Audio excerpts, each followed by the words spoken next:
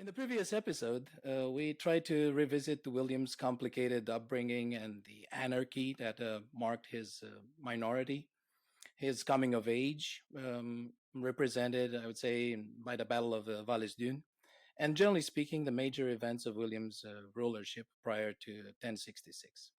In this episode, we will be talking less about Duke William and shall focus on his transition to King William, victor of Hastings and ruler of England for over 2 decades. So, in an attempt to pick up the story where I left off, I would like to begin by taking another look at the Normans as they were getting ready for the cross channel attack in the summer of 1066. So, in terms of manpower, Orderic Vitalis, and as well as a Pontevin Chronicle, were eventually to speak about 14,000 men. Poitiers went even further, 50 or maybe even 60,000, not to mention Carmen with 150,000, which is simply ludicrous. Well, in your first Yes. book on William, you seem to favor the theory according to which the Duke's force counted some 7,000 men. What could have been actually the size of this Norman armada?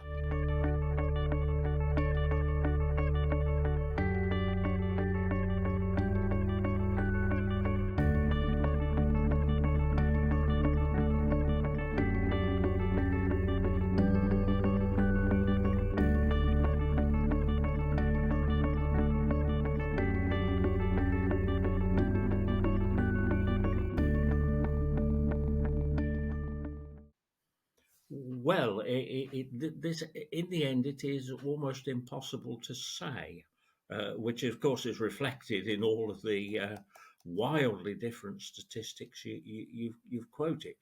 In other words, I when I wrote the book, and this is in some respects an admission of fallibility, but it's also a matter of saying, well, we don't know, therefore. We can't really pin this down. I did like, which was in some ways an orthodox figure of 8,000. But in general, I'd now go towards a slightly higher figure.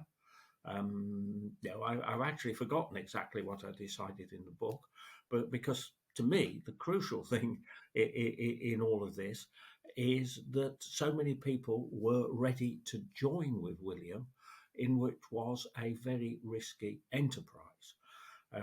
So the whole business requires a large fleet and therefore a large army, and also it must be seen as a vote of confidence in William. And I'll go back a little to your introduction to say I don't actually think his early years were anarchy at all. There was a very short period of disorder, and we can quote the Bible: "Woe to the land whose king is a child." Minorities are always somewhat difficult, and Williams was. He had a lot of friends and supporters, many of whom were still with him in 1066 and beyond. Yeah. Uh, is it safe to say that William opted to play a long game in 1066? Because he gathered this impressive force at the mouth of the Div, and then when he finally set sail in July, instead of heading to England, he actually moved up the coast to Saint Valery. Was it just luck that Harald Hardrada happened to strike first in the north? Or, on the contrary, this may have been William's plan all along? I think it was probably, we're probably right to think he was playing a waiting game. He would have known that invasions from elsewhere were very likely. I mean, it's, of course, one of our difficulties in studying the Middle Ages that there's a lot of evidence we don't have, and the evidence we would like to have. And in particular, communication over distance is one of these. But given, that, the oath which Harold had sworn to William in Normandy, he would have known Harold well. He would have been very familiar with the politics of the likely politics of the English succession. Therefore, I think he was probably playing waiting until a moment when he felt it was as safe as possible to cross. And once he had learnt that Harold had marched north to to confront Harold Hardrada, he then would have seen this was certainly the opportunity to cross. Correcting me if I'm wrong, but I think the Battle of Hastings happened to be in some respects a replay of the Battle of Valesdune. William had no choice but to take decisive action because he was forced to live off the land, and thus the Norman ruler had to opt for this sort of battle-seeking strategy. What can be said about the means through which he managed to achieve his goal? Yes, well, the only way in which well, there are only two ways in which he could have achieved his goal. One is for Harold to admit defeat and not fight. The other was to force a battle, which is what he was doing, and which what he did. The way he set about this was to devastate the countryside around, well, Hastings, and above all the town of Battle, which was founded around the abbey. He destroyed the countryside, which of course was the heartland of Harold's own family's power, almost as well, very much as an act of provocation.